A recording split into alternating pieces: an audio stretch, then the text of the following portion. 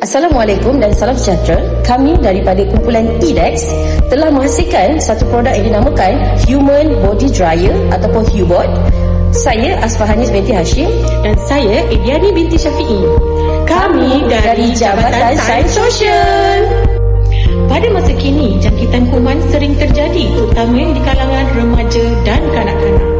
Peluh yang tidak dikeringkan dengan segera boleh menyebabkan pembiakan bakteria dan mengundang masalah bau yang mengganggu persekitaran. Bahagian yang sering berpeluh adalah pada bahagian dahi, ketiak, tapak tangan dan juga kaki. Aktiviti bersukan dan riadah di kalangan pelajar khususnya semasa mengikuti subjek pendidikan jasmani dan kesihatan di MRSM Johor Bahru membuatkan para pelajar mudah berpeluh dan mengeluarkan bau yang tidak menyenangkan.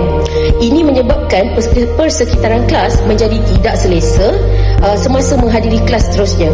Proses pengajaran dan pembelajaran terganggu dengan masalah tersebut. Keupayaan kipas yang terdapat di dalam kelas tidak mampu mengeringkan peluh dengan cepat dan tidak dapat menyah bau di dalam kelas.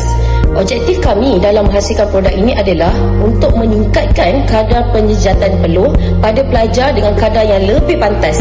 Selain itu, ia dapat menyahbaukan bau yang mengganggu persekitaran di dalam kelas. Dan juga penggunaan panel solar dapat menjimatkan kos elektrik.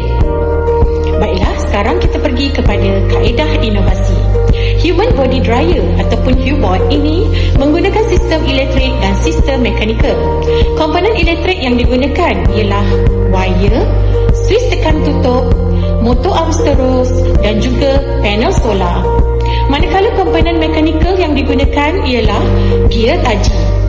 Apabila switch ditekan, arus akan mengalir. Motor arus terus berfungsi menggerakkan gear taji dan seterusnya bilah kipas akan berputar dan akan mengeringkan bahagian atas dan bawah badan pelajar.